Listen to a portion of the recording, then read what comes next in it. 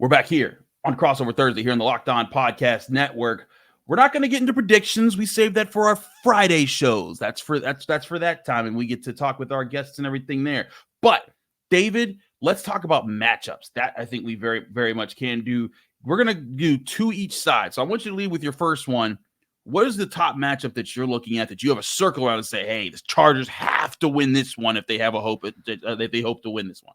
Yeah, well, I think that the first one's awfully easy for me. I mean, it's your rookie first-round pick, 5th overall, Joe Alt, going up against a defensive player of the year in TJ Watt. I mean, that is a monumental, massive matchup for the Chargers. This is why the Chargers drafted Joe Alt, is for matchups like this, to go up against beasts like him. He did a very, very good job handling Max Crosby in the Week 1 game. Didn't allow any pressures, didn't allow any sacks at all. Did a fantastic job in Week 2.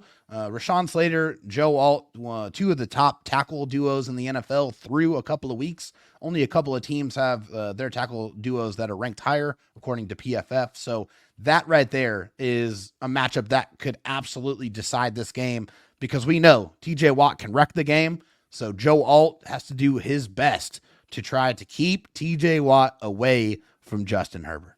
And I think you bring up a good point, too, because Rashawn Slater, I mean, again, similar on both sides here. The Steelers have drafted 2 first-round tackles. The Chargers have drafted 2 first-round tackles. Don't sleep on Rashawn Slater just because Joe Alt's the new fancy one there. He's a pretty good tackle, too. Oh, Rashawn Slater's given up 1 pressure through 2 games. 1. That's insane. And that's 53 insane. pass blocking snaps. 1.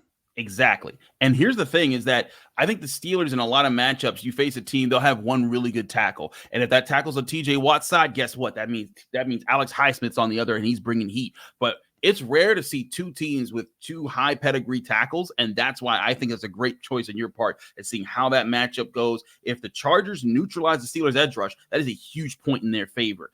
My first point I'm going to look at matchup here is how they attack the Chargers secondary, because you have Asante Samuel at corner and Derwin James at safety. And those are 2 guys that are highly respected. They're guys that bring a lot to the table. Now, the Steelers in Week 1, they notably did not even try to target the middle part of the field. Why? Because the Falcons had Jesse Bates. They were trying to say, hey, we're not throwing anywhere near that guy. Don't let him be the turnover creator. Stick to the sidelines. Week 2, they said, you know what? Patrick Surtain, let's throw to the middle part of the field now, because he's on the sideline. But now you have a mix of a guy on the outside and a guy that's going to be playing in the middle that you have to honor if you're the Steelers. And that's where I think it's going to be really tricky for this Steelers offense when they want to throw the football, not falling for any traps that the Chargers are setting. And if I'm Jim Harbaugh, I'm trying to mix up my coverage, man on one side, zone on the other, trying to fool Justin Fields into throwing into a situation where one of my playmaker defensive backs can make a play. That chess match of where those guys are and when the Steelers take their shots,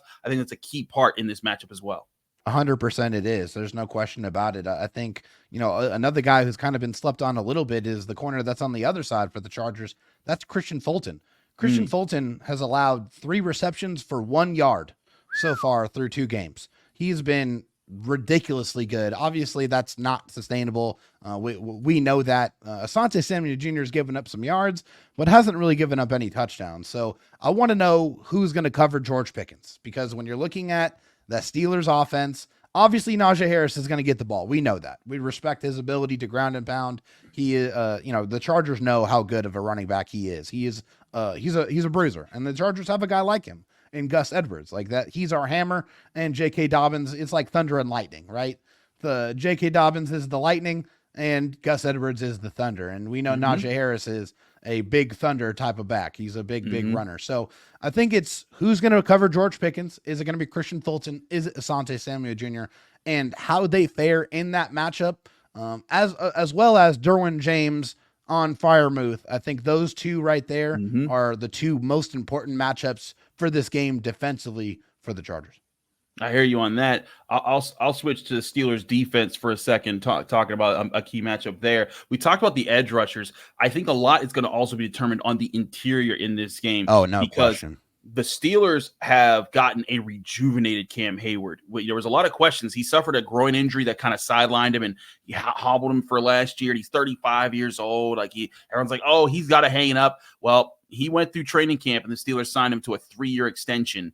And It looks like in the first 2 games, which I think really raised a lot of heads, right? It was like, really? Mhm. 3-year extension at 35? But for a I mean, guy so his age. far, wow. He's been been really lighting good. it up. He's been getting pressures. He's been stuffing the run. And he's been joined this year by a healthy Larry Ogunjobi, who's been playing to the pedigree of what he's getting paid in the salary cap.